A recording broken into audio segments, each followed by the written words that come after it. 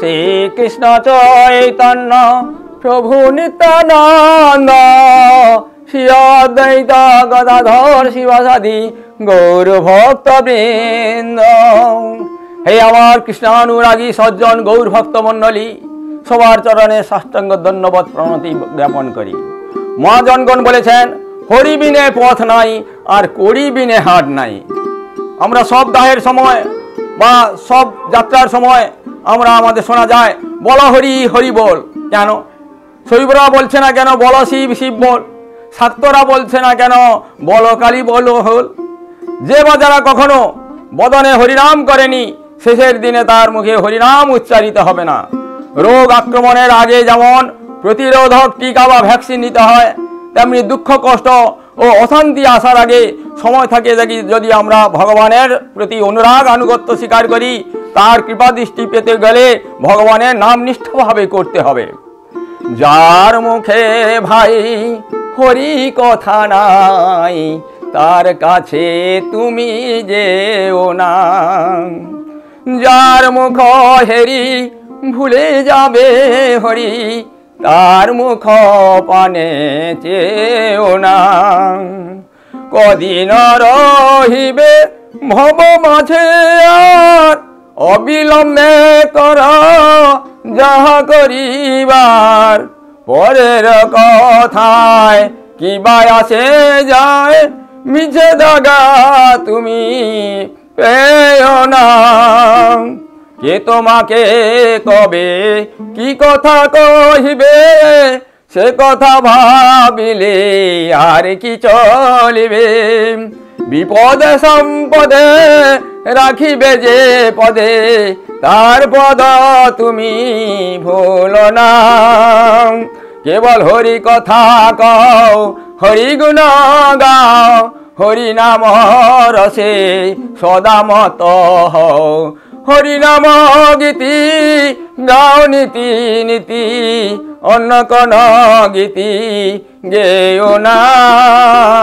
যার মুখে ভাই হরি কথা নাই, তার কাছে তুমি যেও না। হরি অসুর বা অভক্ত হিরণ্যকশিপুকে হত্যা করেছিলেন নৃসিংহ রূপ ধারণ করে, এবং ভক্ত প্রহ্লাদকে রক্ষা করেছিলেন তার পাশবিক হত্যার হাত থেকে। তিনি ভগবান শ্রীহরি তাকে রক্ষা করেছিলেন। তাই রাখে হরি মারে কে, আর মারে হরি রাখে কে। এখন আমরা ভক্ত প্রহ্লাদের কথা আমরা শ্রবণ করব। ব্রহ্মার চার পুত্র সনত, সনাতন, সনন্দ, সনত কুমার লক্ষ্মীনারায়ণের দর্শনার্থে বৈকুণ্ঠে গেলেন। জয় বিজয় দাঁড়ি বাধা দিলেন, দর্শন করতে দিলেন না।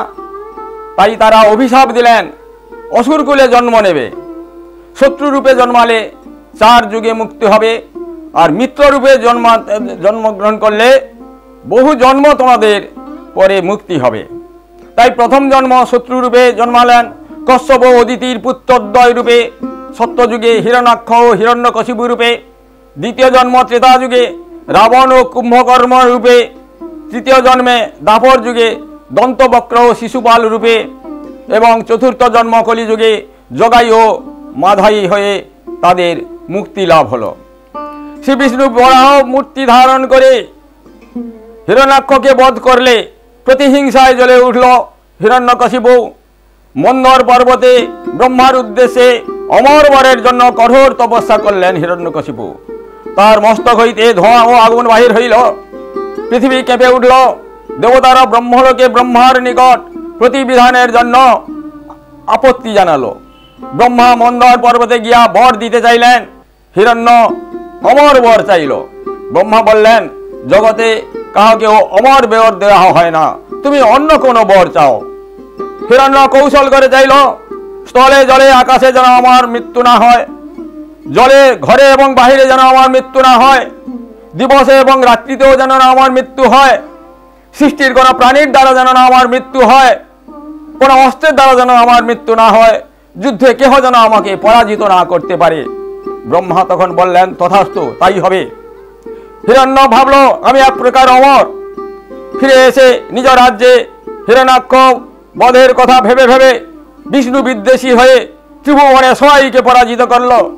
নন্দন কানন শোভিত স্বর্গ রাজ্যে তিনি জয় করে ইন্দ্রের বাসভবনে তিনি বসে রাজত্ব করলেন। দৈত্যপতি হিরণ্যের পত্নী কয়াধুর গর্ভে চতুর্থ পুত্র এবং কনিষ্ঠ পুত্র প্রহ্লাদ সৎ এবং জিতেন্দ্রীয় ন্যায়নিষ্ঠ শ্রীহরির চরণে সহায়িতার মতি গুরু শুক্রাচার্যের নিকট দুই পুত্র গুরু শুক্রাচার্যের স্বর্ণ এবং অমর্কের নিকট দানবীয় শিক্ষার জন্য হিরণ্যকশিপু পাঠালেন গুরুগৃহে। গুরুগৃহ থেকে ফিরতেই হিরণ্য প্রহ্লাদকে কোলে বসিয়ে জিজ্ঞাসা করলেন, উত্তম কি বিদ্যা নিয়ে শিক্ষা নিয়েছ প্রহ্লাদ? প্রহ্লাদ উত্তরে বললেন, শ্রবণ কীর্তন ইত্যাদি নববিধ ভক্তি বিষ্ণু প্রীতি ও ভক্তি আনয়ন করে। বিষ্ণু সন্তুষ্ট হলে শান্তি ও মুক্তি ঘটে, ইহাই উত্তম বিদ্যা, আর সব অবিদ্যা। বাহ্যিক বিষয়গুলিকে যারা পরমার্থ বলে মনে করে, এরূপ দুরাত্মারা পরমাত্মা ভগবানকে জানতে পারে না। বিষয় স্পৃহা শূন্য উদার চেতা মহৎ ব্যক্তির কৃপা ছাড়া বেদ বর্ণিত অনুষ্ঠান করলে ও সংসারে দুঃখ কষ্ট ভোগ করতেই হবে, শ্রীহরির চরণ কমল লাভ হবে না তার। ক্রোধে অন্ধ দৈত্যরাজ পুত্রকে কোল হতে মাটিতে ফেলে দিলেন। অনুচরদের আদেশ দিলেন, একে বধ করো।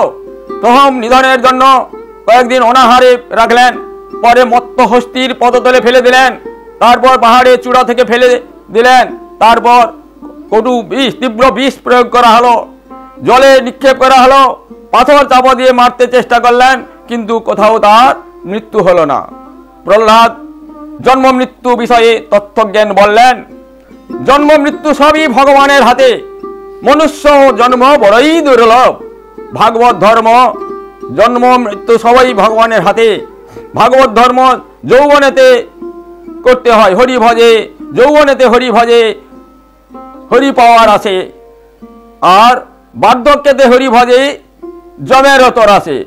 এই ভব সংসারে বিষ্ণুর শরণাগতি পরম মঙ্গলকর, তার নাম কীর্তন মুক্তি লাভের একমাত্র উপায়। এই কথা শুনে সবাই অবাক হয়ে গেলেন। প্রহ্লাদ এই বাল্যকালে এত বিদ্যা জ্ঞান কেমন করে অর্জন করলে? প্রহ্লাদ বললেন, মাতৃগর্ভে থাকাকালীন পিতা মন্দর পর্বতে তপস্যায় যান। এমন সময় দেবতাগণের আক্রমণে দৈত্যগণ ভয়ে রাজ্য ত্যাগ করে পালিয়ে যায়। দেবরাজ ইন্দ্র দৈত্য পত্নী কয়াধুকে হরণ করে তাকে নিয়ে গেলেন। যাওয়ার সময় পথে নারদের সঙ্গে দেখা হলো। না, তিনি বললেন, এই নারীর গর্ভে ভগবত ভক্ত রয়েছে, একে হত্যা করলে অচিরেই তুমি স্বর্গভ্রষ্ট হবে দেবরাজ ইন্দ্র। নারদের কথা শুনে দেবরাজ আমার মাকে প্রদক্ষিণ করে স্বর্গে চলে যান। নারদ কয়াধুকে আশ্রমে নিয়ে ভক্তির লক্ষণযুক্ত ধর্মতত্ত্ব উপদেশ দিয়েছিলেন এবং বরদান করেছিলেন, স্বামী না ফিরে আসা পর্যন্ত তার সন্তান লাভ হবে না, সন্তান জন্ম হবে না, তুমি ইচ্ছা প্রসবিনী হবে। যখন তুমি ইচ্ছা করবে তখনই তোমার সন্তান প্রসব হবে।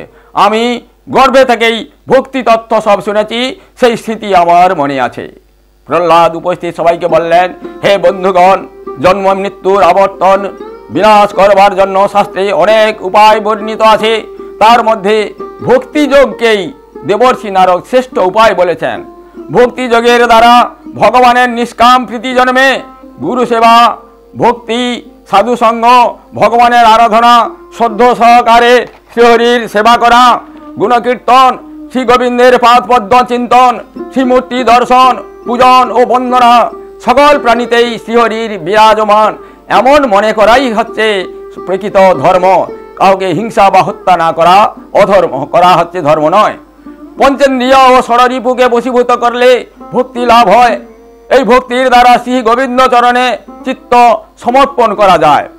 গুরু শুক্রাচার্য সকল ঘটনা দৈত্যরাজ হিরণ্যকশিপুকে জানালেন। তিনি অত্যন্ত ক্রুদ্ধ হলেন, বললেন, প্রহ্লাদ, তুমি আমার বাক্য অমান্য করেছ, আমি নিজেই তোমাকে জমালয়ে পাঠাবো। কে তোমাকে রক্ষা করবে? কোথায় তোর সেই হরি? এই স্তম্ভের মধ্যে কিও তোর হরি রয়েছে? প্রহ্লাদ বললেন, আপনি অসুর ভাব ছাড়ুন বাবা, এই স্তম্ভের মধ্যেও নিশ্চয়ই হরি রয়েছেন, আপনি তাকে নিশ্চয়ই দেখতে পাবেন, আপনি অসুর ভাব ত্যাগ করুন। হিরণ্য ক্রোধ ভরে সিংহাসন হতে লাফিয়ে খড়গ হাতে নিয়ে স্তম্ভে তীব্র মুষ্টাঘাত করল। অমনি ভগবান অতি ভয়ঙ্কর নৃসিংহ মূর্তি ধারণ করলেন। দৈত্যরাজ পরাঘাতে গদাঘাতে দর্পট দেখালে গরুর পাখি যেমন সর্পকে ভক্ষণ করার সময় খেলায় সেই রূপ ঘটনা ঘটল। নৃসিংহদেব ব্রহ্মার বর অনুসারে প্রতিশ্রুতি মতো অট্টহাস্যে উদরের উপর ত্রিভুবনে স্বর্গমর্ত পাতাল কোথাও নয়, উরুর উপর তিনি রেখে রাখলেন হিরণ্যকশিপুকে। নখের দ্বারা, কোনো অস্ত্রের দ্বারা তিনি নখের দ্বারা বিদারণ করলেন। সন্ধ্যা পূর্বে গোধূলি লগ্নে, মানে দিবসেও নয় রাত্রেও নয়, ঠিক গোধূলি লগ্নে তাকে হত্যা করলেন। এবং দ্বার মুখে, ঘরেও নয় বাইরে নয়, তিনি দ্বার মুখে তিনি তাকে রাখলেন। নৃসিংহর অবতার ধরলেন, সৃষ্টির কোনো জীবের দ্বারা বধ নয়, নৃসিংহ রূপ ধরে তিনি তাকে বধ করলেন। নৃসিংহদেব উগ্রমূর্তিতে নখ দ্বারা বহু অনুচর অসুরকে বধ করলেন। দেবতারা পুষ্পবৃষ্টি করলেন, কেহই তাকে তার কাছে আসতে সাহস করল না। ব্রহ্মার নির্দেশে ভক্ত প্রহ্লাদ ধীরে ধীরে কৃতাঞ্জলি পড়ে সাষ্টাঙ্গ প্রণতি জানালে নৃসিংহদেব পদ্মহস্ত তার মস্তকে দিলেন। ভগবানের স্পর্শে ভক্তের শরীর পুলকিত হল। ভক্তি ভরে তার স্তব করলেন প্রহ্লাদ। নৃসিংহদেব বর দিতে চাইল। প্রহ্লাদ বলল, আমি ভোগ ঐশ্বর্য চাই না ভগবান, প্রার্থনা যেন আমার কাম বীজ নষ্ট হয়ে যায়।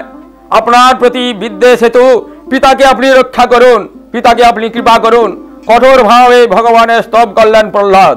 শ্রী ভগবান বললেন, হে প্রহ্লাদ, তুমি দৈত্যকুলে জন্মে পিতা ও 21 পুরুষ উদ্ধার করেছ। শ্রী ভগবান বিষ্ণু ব্রহ্মাকে বললেন, আপনি এই রূপ বর অসুরদের দেবেন না, বলে সৃষ্টি ধ্বংস হবে, অনেক ক্ষতি হয়ে যাবে। হরে কৃষ্ণ কৃষ্ণ কৃষ্ণ হরে হরে, হরে রাম রাম রাম হরে হরে।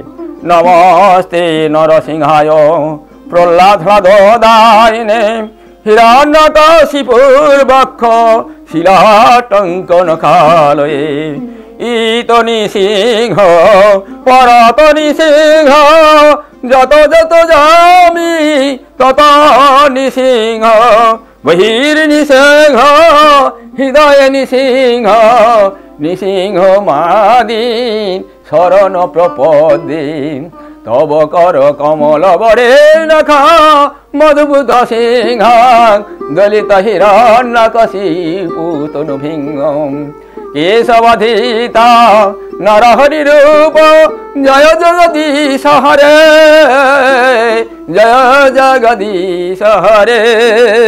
নৃসিংহদেব জয়, নৃসিংহ জয়, প্রহ্লাদ মহারাজ জয় জয়, প্রহ্লাদ মহারাজ। হরে কৃষ্ণ।